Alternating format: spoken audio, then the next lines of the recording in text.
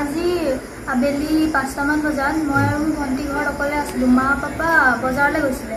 তাৰপৰা তেতিয়া মানুহ এজন মোক বাহিৰৰ পৰা মাতিলে। তাৰপৰা মই বাহিৰলৈ ওলাই যাওঁতে সি মোক হিন্দীত কৈছে কি থোৰা সা পানী মিল सकता है क्या বুলি কৈছে। তাৰপৰা মই ক'লোঁ नहीं अभी मम्मी पापा घर पे नहीं है, अभी मैं आपको नहीं दे सकती বুলি কৈছোঁ। তাৰপৰা তেওঁ কৈছে কি थोड़ा सा दे दीजिए बहुत प्यास लगा है বুলি ক'লে। তাৰপৰা তেতিয়া মই ক'লোঁ रुकिए मैं लाती हूँ বুলি কৈ পেলাই মই ভিতৰৰ পৰা পানী আনি পেলাই তেওঁক দিবলৈ গিলখন দি মানে মই পাৰ কৰিবলৈ ধৰিছিলোঁ, কিন্তু গিলেদি মানে গিলাচটো পাৰ নহয়। সেইকাৰণে মই খুলিলোঁ গিলাচখন আৰু গিলখন খুলি পেলাই মই তেওঁক পানী দিলোঁ, পানী গিলাচটো, আৰু তেওঁ খাই পেলাই মোক পানী গিলাচটো যেতিয়া উভতাই দিছে তেতিয়া মই লওঁতে মোৰ হাতত থাপ মাৰি ধৰিলে। আৰু তেতিয়া থাপ মাৰি ধৰাৰ পিছত মই তেওঁক ঠেলা মাৰি দিলোঁ।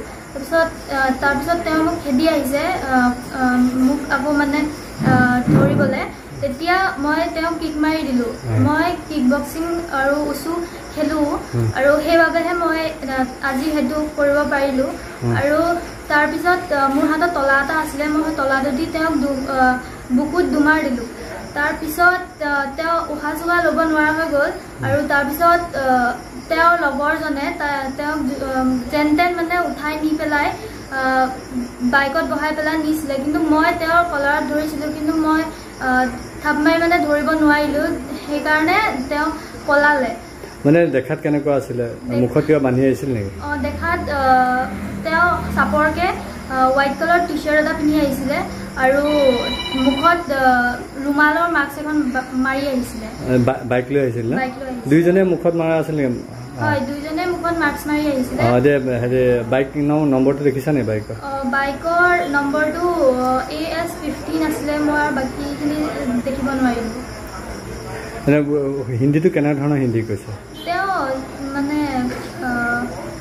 বাহিৰৰ হেৰি ষ্টেটৰ হিন্দীৰ নিচিনাই মানে কৈছিলে বাহিৰৰ, আৰু আমাৰ ইয়াৰ হিন্দী মানে নিচিনা নহয়, তেওঁ লোকেল হিন্দীয়ে মানে কৈছিলে। আৰু ঠিক আছে।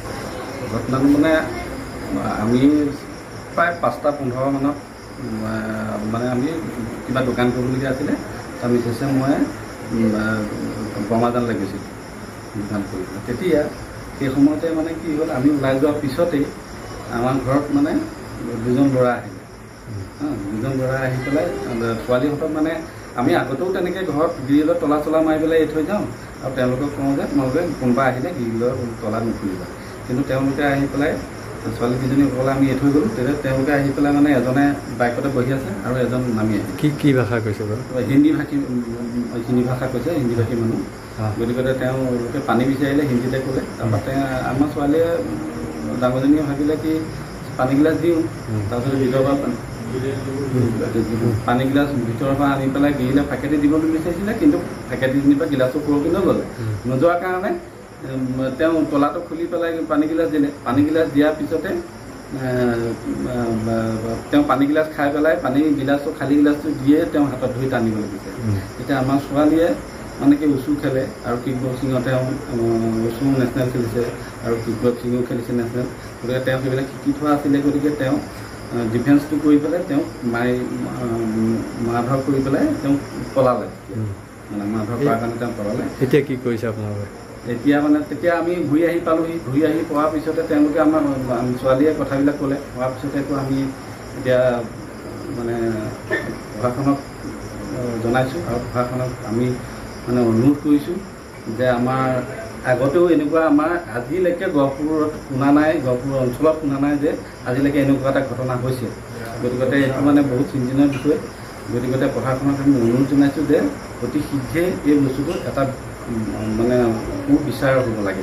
বাইক এখন লৈ আহিছিলে, কিবা নম্বৰ মনত আছে নেকি? বাইকখন লৈ আহিছিলে মানে ছোৱালীয়ে বাইকখনৰ নাম্বাৰটো ৰাখিব নোৱাৰিলে, কিন্তু AS15টো মনত থাকিলে তাই।